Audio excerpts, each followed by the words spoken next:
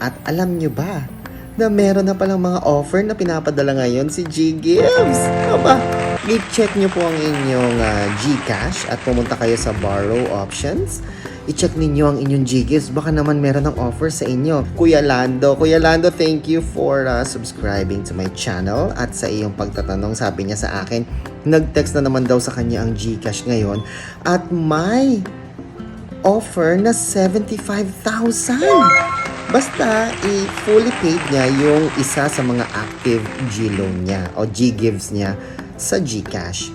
Ang nakalagay po dito, eksakto sabi niya dito, may special offer kami para sa iyo. Pwedeng taasan ang iyong G-Gives credit limit to up to 75,000. Basta mabayaran lang ang outstanding balance ng at least one active G-Gives loan mo by November 19, 2023. Credit limit increase will apply on November 22, 2023 for qualified users. Ang kanyang G-score, alam nyo ba mga kaibigan, 66 lang. 661. Oo, 661. At ganun din yung natanggap na message ni Maria Diana. Sabi niya sa akin, may offer po sa akin na pag nag-fully pay daw po ako, tataas ang credit limit ko to 75,000. Nakapagbayad na po ako ng isa kong utang pero di pa po nakikredit sa G-Gives ko. Na-credit po kaya yun, sir? Sabi niya. So, chinek natin yung offer. Ayan may special offer kami para lang sa'yo.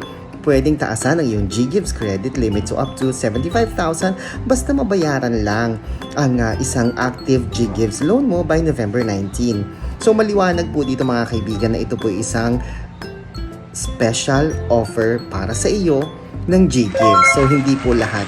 So again, wag po kayong mag-advance full payment sa G-Gives o sa G-Loan kung wala naman po kayong special offer na natatanggap mula sa kanila.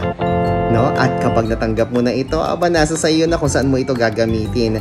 Ano po mga kaibigan, pwedeng pang grocery, pang shopping, pambili ng gadgets o kaya naman pangdagdag sa iyong business o puhunan mo sa iyong negosyo. Make sure lang to use it wisely. Kung may katanungan po kayo, please comment down below. Siya nga pala mga kaibigan, napa-convert na po natin ang ating G-Gives.